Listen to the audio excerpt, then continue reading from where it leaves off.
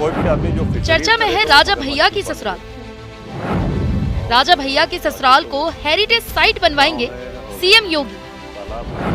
बस्ती के राज घराना में हुई है राजा भैया की शादी। दरअसल गंगा जी बगल से बहती है। यूपी में राजे रजवाड़ों के धरोहर को सहेजने के लिए योगी सरकार नई हेरिटेज पॉलिसी लाई है, जिसमें कई महलों को शामिल किया गया है। पर सियासत तो यहाँ भी देखने को मिल गई, क्योंकि राजा भैया और उनके ससुराल पक्ष से सब कुछ ठीक चल रहा। इस बीच में ऐसी खबर, वैसे उत्तर प्रदेश के बाहुबली नेताओं में शुमार और जनसत्ता दल लोकतांत्रिक पार्टी के मुखिया रघुराज प्रताप सिंह उर्फ राजा भैया इन दिनों लगातार ही सुर्खियों में रहते हैं। इस बार सुर्खियों में रहने की वजह खुद योगी सरकार ने दी है। योगी सरकार बस्ती राज भवन को हेरिटेज साइट के तौर पर विकसित करने की योजना पर काम कर रही है। आपको बता दें कि बस्ती राज भवन राजा भैया की ससुराल भी है। उनकी पत्नी भानवी सिंह का बस्ती राज घराने से सीधा संबंध है। राजा भैया की शादी भानवी सिंह से साल 1995 में हुई थी। इस शादी में तत्कालीन मुख्यमंत्री मुलायम सिंह यादव भी शामिल हुए थे। बस्ती राज भवन को हेरिटेज साइट के तौर पर स्थापित करने की शासन प्रशासन ने तैयारी शुरू कर दी है।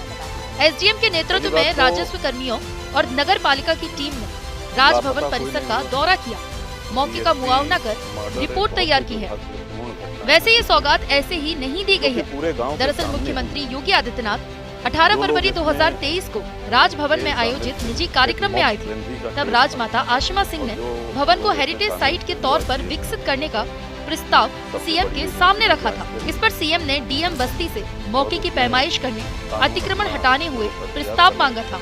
अयोध्या में श्री राम मंदिर का निर्माण लगातार जारी है। उसी क्रम में सीएम योगी अयोध्या के आसपास के जिलों में जो भी पुराने धरोहर है उनको संरक्षित करने का काम कर रही है। बीते दिनों सीएम योगी बस्ती में जो राजभवन है उसको एक कार्यक्रम में यहाँ पर आए हुए थे। उस कार्यक्रम में सीएम योगी ने अधिकारियों को निर्देश दिया था कि इस राजभवन को हेरिटेज के रूप में तब्दील किया जाए। उसी क्रम में आज प्रशासन लगातार राजभवन का निरीक्षण कर रहा है, उसकी रिपोर्ट बनाई जा रही है, फिर उसकी रिपोर्ट शासन को भेजी जाएगी।